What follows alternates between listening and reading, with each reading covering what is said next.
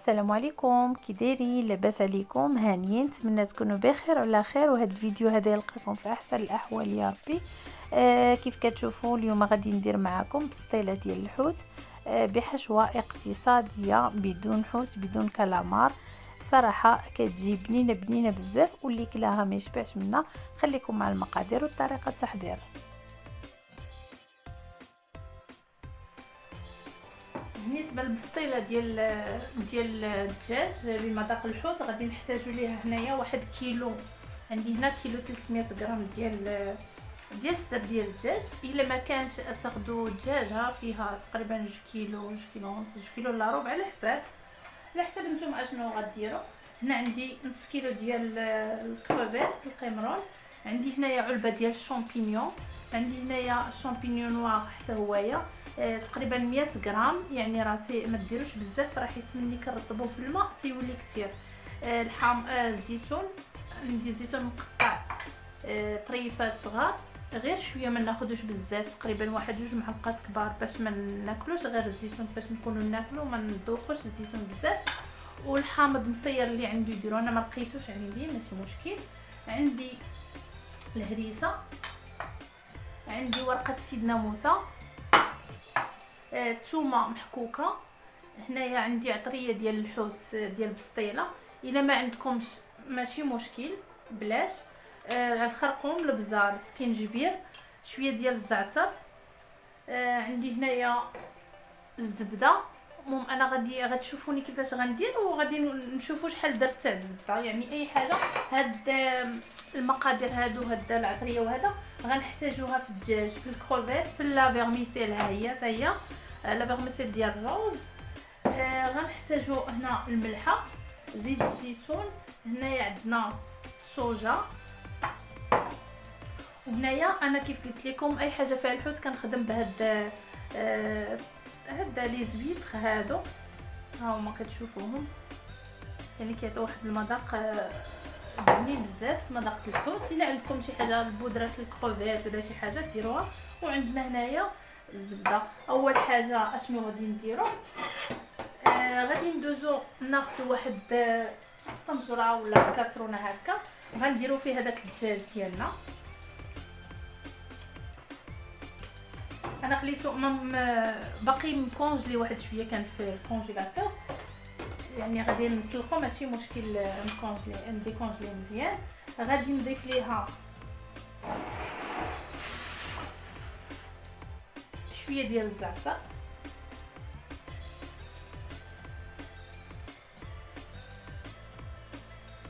تقريبا واحد المعلقه صغيره ديال الزعتر. غادي نضيف ليها واحد 2 ورقات ديال سيدنا موسى، ها هما. غادي نضيف ليها واحد دروس ديال الثومه، دروس الثومه. غادي غير نفلحوهم بحال هكا، فهمتم كيفاش كتشوفوا. غنخليوهم هكا ونفلحوهم صافي. نضيفوا ليهم الماء. هاد الدجاج غادي نسلقوه دابا.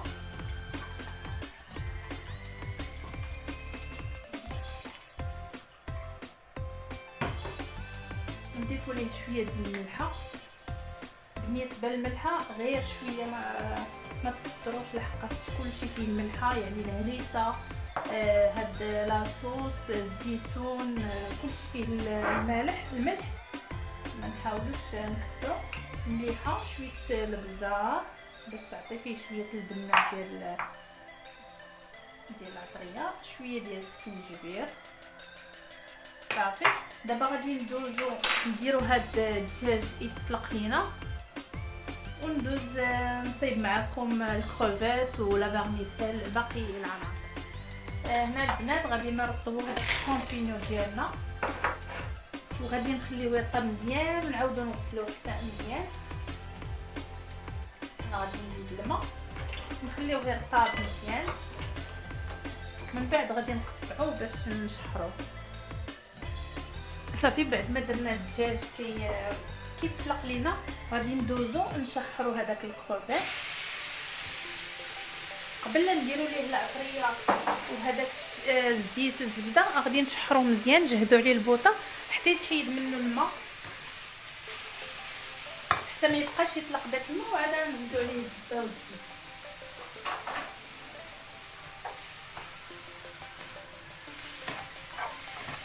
والبوطه تكون مجهده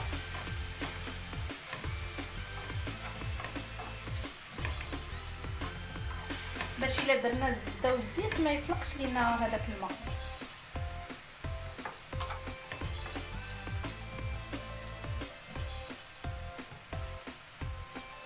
صافي بعد ما تشحر وتحيدات منه هذاك الماء غادي ندوز نصفيه باش ندير الزبده. نفس المقله غادي ندير زيت العود. هادشي اللي غنطيب به الكروفيت هو اللي غنطيب به كلشي، هادشي اللي عملنا يعني نفس العطريه. ندير هنا شويه زيت العود، غندير واحد المعلقه، نص معلقه ديال الزبده، نص معلقه كبيره،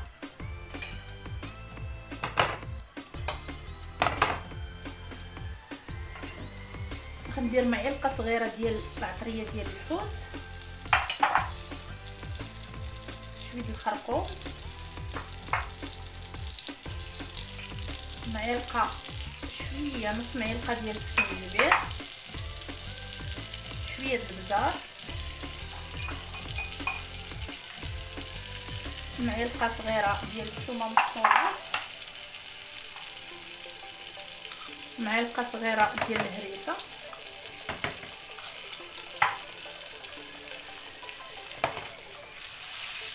صافي. هنا غادي نشحر فيه هاد الكروفيت. كيف لاحظتوا راني ما درتش الملحه حيت غادي ندير الصوجا الهريسه مالحه.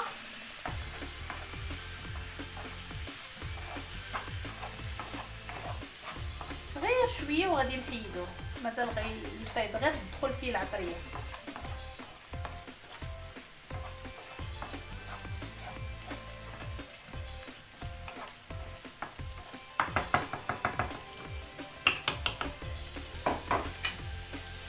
دابا غنضيفوا ليه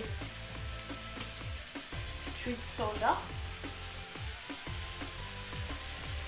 تقريبا واحد المعلقه كبيره ديال الصوجا، وغنضيفوا ليه هاد لاصوص ديال لي زويت طحالين.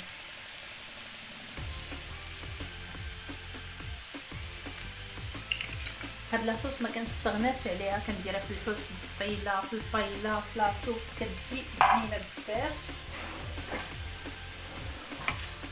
صافي كنشحروا واحد شويه غير كتدخل فيه ديك العطريه.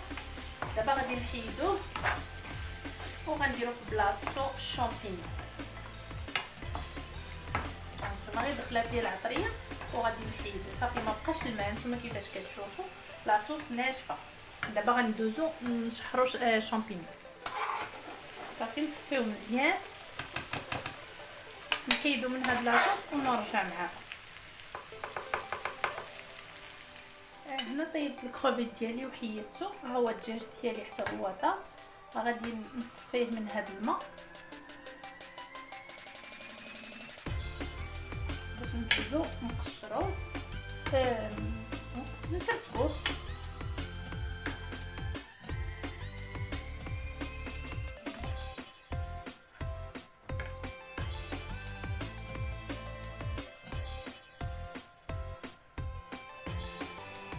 صافي هاد الماء بعد ما غسلت هادوك الشامبينيون غادي نرطبو فيه حتى هو.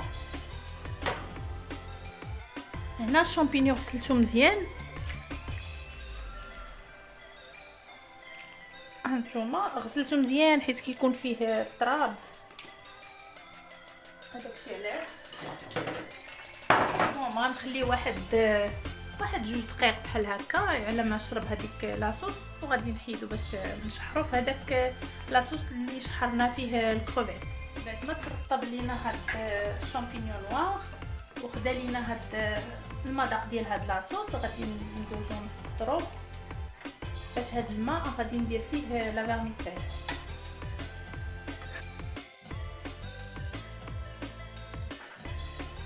غادي نسكر هذا الماء نصفيه، ومن بعد غادي ندير فيه لا فيرميسيل. هانتوما بعد ما صفيت هذاك الماء اللي درت فيه الدجاج ودرت فيه الشامبينيون، هو صفيته. دابا غادي ندير فيه لا فيرميسيل. صافي باش ما نكثروش لا فيرميسيل غندير واحد 4 من هادو، يعني بحال باكيه صغيره. راه لا فيرميسيل حتى هي تتزاد كتولي كثيره. حنا بغينا ناكلو الحوت وناكلو الكروفيت، ما ناكلوش غير الشعريه. صافي غادي نرطبها واحد شويه وندوزو نقطعوها. الشامبينيون بعد ما قطعته قطعته هكا طريفات صغار. ردوا البال البنات، الشامبينيون فاش كنرطبوه كيكون مشدود فيه واحد بحال العبده، كتكون قاصحه. ضروري نحيدو، انا ما حيدناش شي واحد طيح فيه بحال هكا تياكلها قاصحه، بغى شي حاجه ولا هذا، ومن الاحسن نحيدوها. صافي نقطعو بحال هكا. والمقله اللي درت فيها الكروفيت هي اللي غنشحر فيها هاد الشامبينيون، وغنزيد ليه واحد شويه الزبده. هانتوما هنا باش تعرفوا شحال تاع الزبده درت، حتى هو غندير ليه نفس المقادير. شويه زيت العود،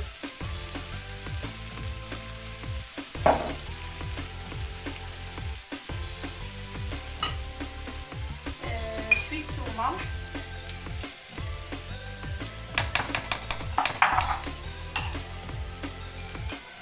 شويه العطريه ديال الحوت الا ما كانش متوفر ماشي مشكل، شويه سكينجبير،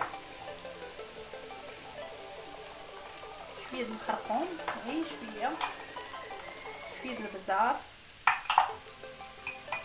الهريسه. انا مازال ما درتش الملحه.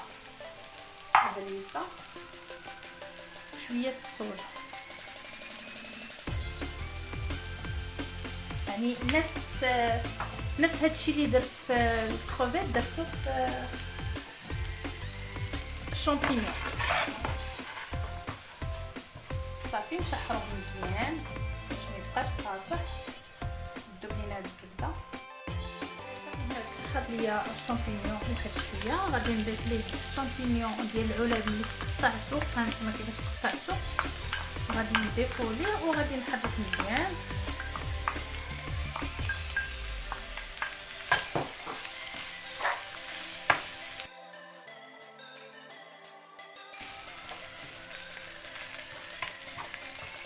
نضيفو شويه الهريسه.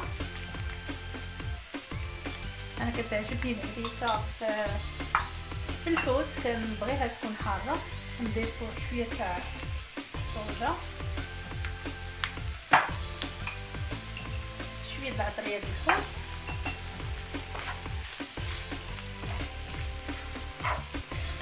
اللي ما تيبغيش الهريسه يديرها شويه، كتبنن الحوت مزيان الهريسه. صافي دابا نضيف ليها الزيتون مقطع. الا عندكم الحامض مقطع سوا ضيفوه. المهم دابا غادي نضيف الزيتون. كيف قلت لكم الزيتون ماشي بزاف، تقريبا 3 معالق كبار مقطعين، باش ماشي الدغمه اللي درناها في فمنا نلقاوها غير زيتون وحامضه. الزيتون نقدروا نلقاوه مره فهمتوا. المهم نشحر هذا ونرجع معكم. بالنسبه للدجاج البنات نقطعوه تقريبا بحال غنديروا بالسطيله على الشكل هذا. تقطعوا بيديكم ولا بالمقص بحال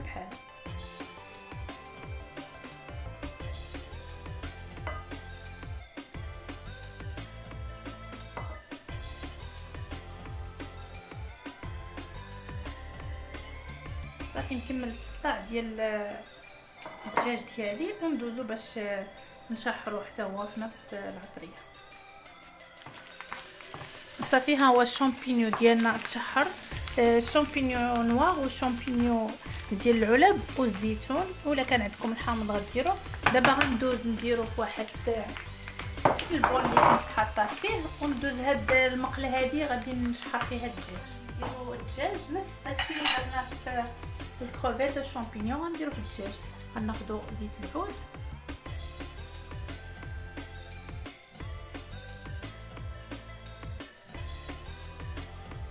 تقريبا واحد 2 معالق كبار ديال زيت العود،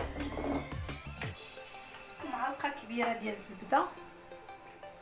ماشي مشكل تكثروا الزبده في البسطيله، كتجي بنينه، ولكن ما خاصش الزبده تكون نباتيه، زبده حيوانيه كتكون المذاق ديالها زوين في البسطيله، كتذوقوا ديك الزبده.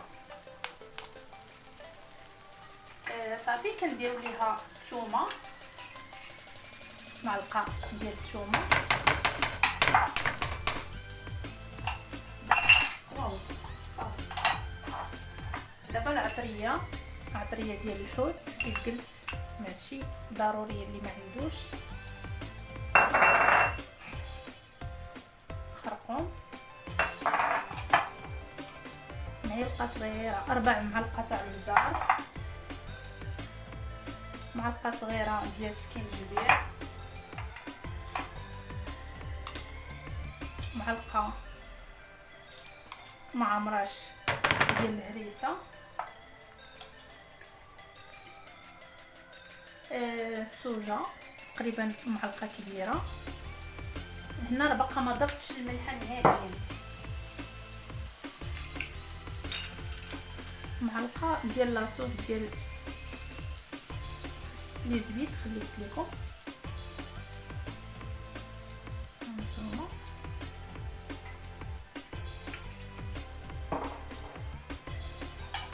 صافي غادي نحركو هادشي، غادي نضيفو ليه الدجاج. صافي ها هو الدجاج ديالنا بعد ما قطعته، بلاتي نوريكم هانتوما. بعد ما قطعنا هذاك الدجاج غادي نضيفو لهاد لاصوص وغادي نشرحو مزيان باش يدخل فيه غير فيه العطريه، ما هو راه طايب.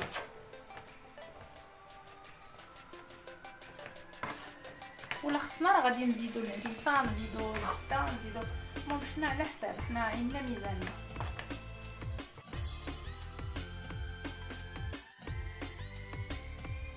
صافي بعد ما تشحر ليا الدجاج غادي نضيف ليه هذاك الكروفيت غير باش نخلطوهم وصافي.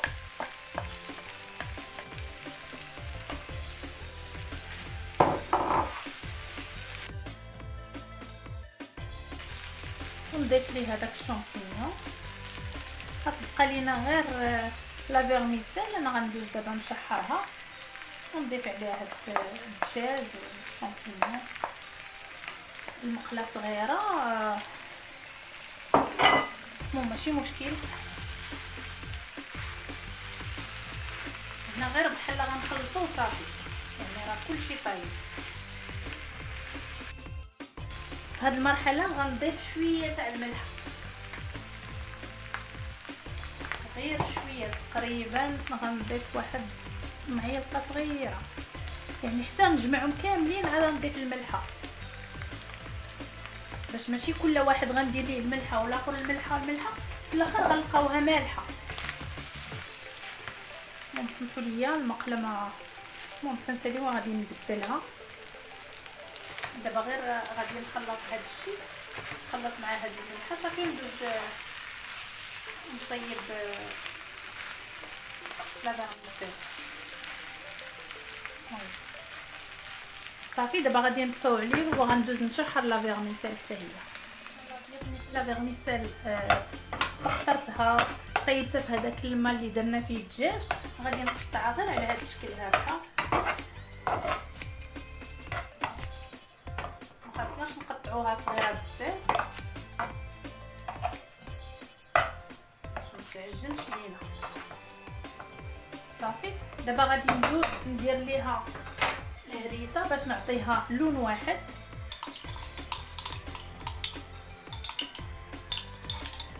ماما غنخلط راه ما مشعلاش دابا البوطه، غير باش ندير ليها واحد اللون باش تجي كلها لون واحد قبل لا ندير ليها لاصوص.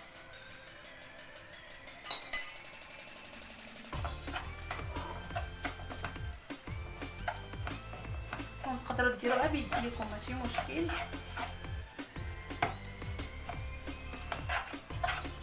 هانتوما بدات كتشد لون واحد.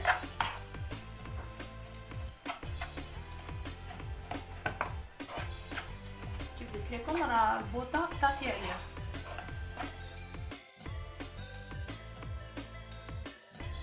صافي بعد ما عطيتها نفس اللون بهذيك الهريسه، غادي ندير نفس داكشي اللي طيبت به نفس العطريه. غادي نضيف شويه زيت العود،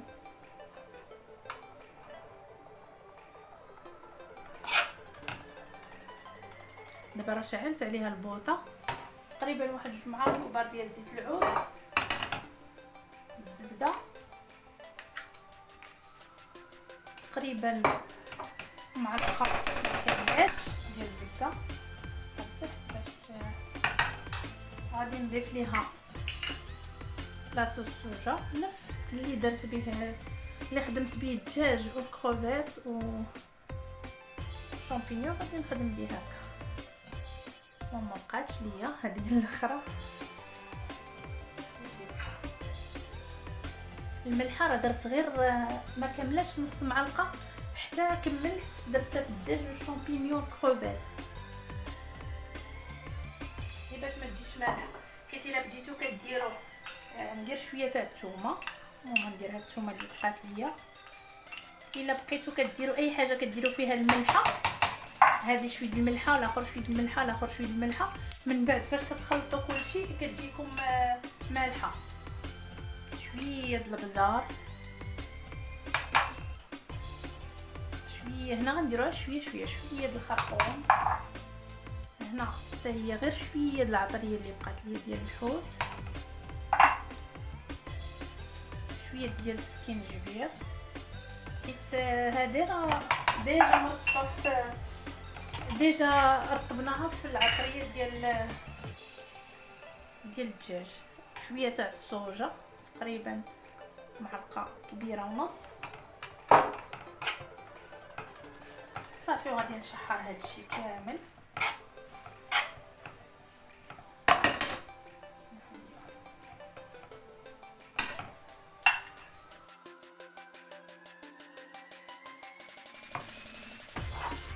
صافي هي لا فيرميسيل تشحرات لينا في هذاك لاصوص اللي درنا باش ما نطيبوهاش وتولي لينا بحال كنا مطيبين الحسوه ولا الصب.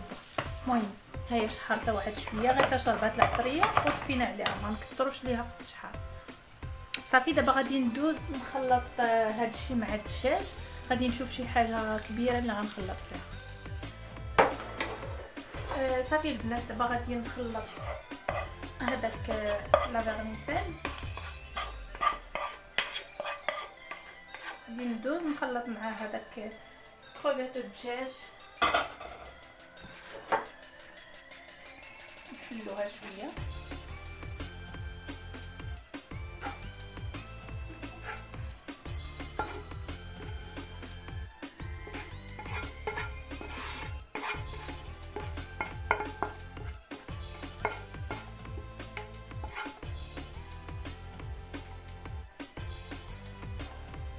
غنديروا عليه واحد العصره الحامض، مع ما درتش الحامض مصير نديرو شويه.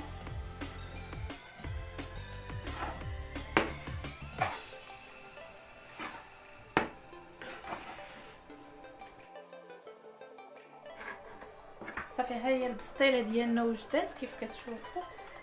خلطت هذيك الشعريه صينيه كامله مع هذا الخليط تاع كروفيت والدجاج والشامبينيون. دابا غادي نديرها في واحد شي حاجه تسقطر، شي كسكاس ولا شبكه ولا شي حاجه، نخليوها تسقطر ونخليوها حتى تبرد تماما باش ما تقطعش لينا الورقه. عاد ندوزو نعمرو البسطيله ديالنا. هانتوما البنات غادي نحاول نصايب معاكم هذا. هنا خديت مول العجين عندي غير صغير، وانا اصلا باغا ندير غير بسيله صغيره ما غنديرهاش كبيره. المهم غندير عندي هاد البسيطه صغيورين وريقات صغار. غادي نحاول من بعد لا طاس راك شفتوها، غادي نحاول نطويها على جوج وكنبقى نحط وحده هكا.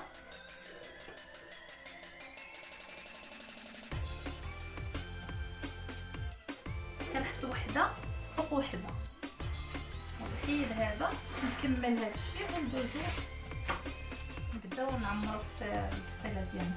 المهم البسطيله كندهنوها دائما بالزيت باش كتعطينا ديك التقرمشه ديالها. حنا نقربوها بزاف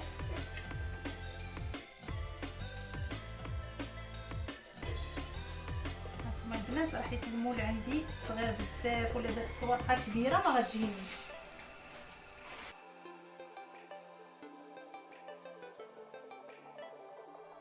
صافي البنات هانتوما انا كملت. ما بغيتش نبقى نصور وانا كندير باش ما نضيعش الوقت. صافي هذه الاخرى دائما هاد الجهه اللي هكا هي اللي كتجي في الاخر، وهذه هي اللي كتحط على الاخرى بحال هكا.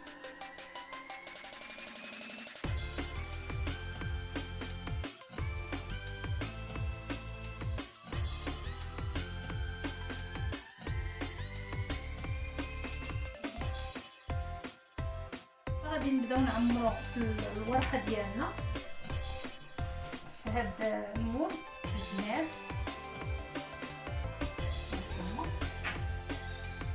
نحاول نهز الاكثريه نهز الحوت.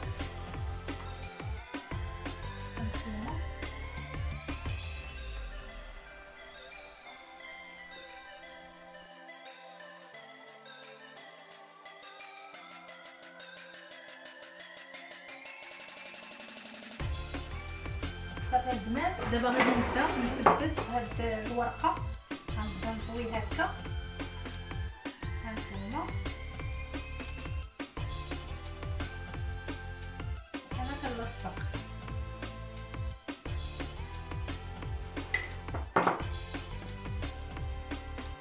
الثاني على الفوقاني بحال هكا. ونحاول لحقاش الورقه ما كتساعدش ديال الزنقه ماشي بحال ديال الدار.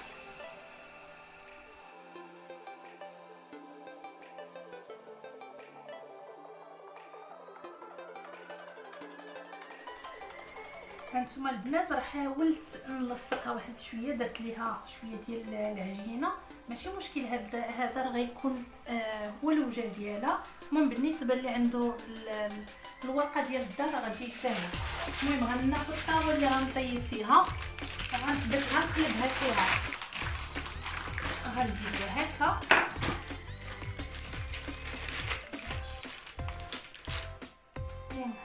هكا. دابا بحال غنديروا البسطيله العاديه.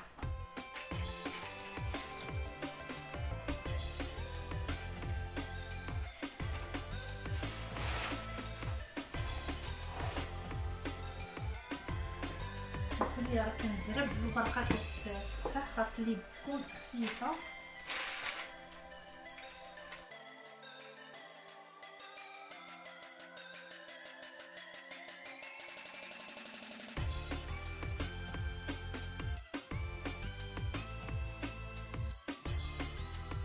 هنا في الوسط غادي نديرو هاد الوريقات الصغار.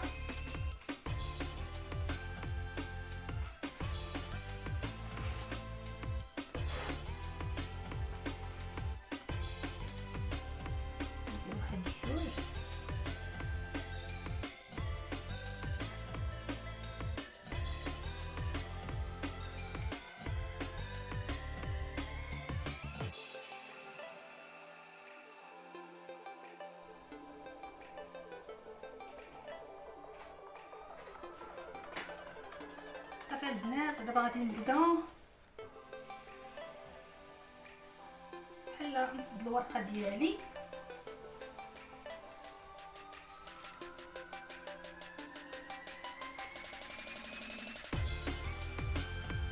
بحال غادي ندير واحد الوريده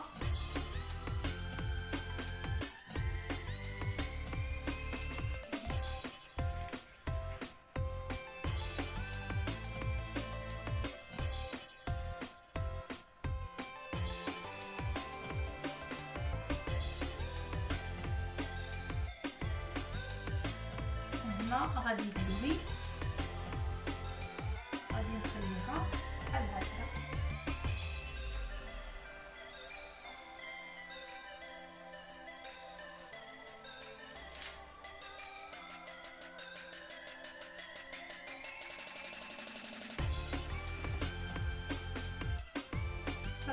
البنات انا درتها دابا على شكل وريضه، جات من هنا على شكل وريضه ونبقى فيها هاد الفلي.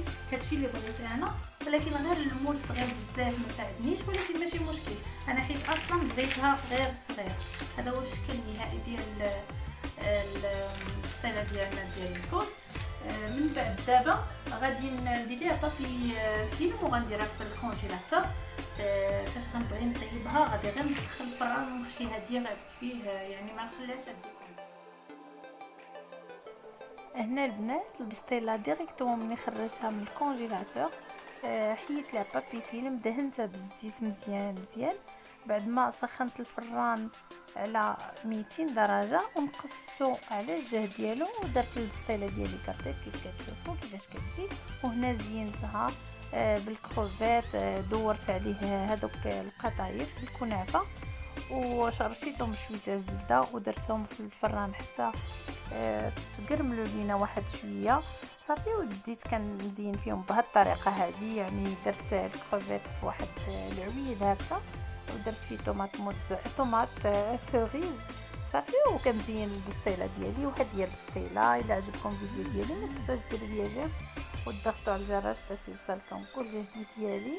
والفيديو المقبل ان شاء الله غادي ندير معكم غندير معكم بريوات ديال الكفته، والباقي ديال هاد الحشوه هذه غنعمر بهم البريوات وغادي نوريكم كيفاش غادي نديرهم في المجمد ونقدروا نخرجوهم يعني بحال يلاه موجدينهم ما كيوقع ليهم والو. يلا السلام عليكم، الى فيديو مقبل ان شاء الله.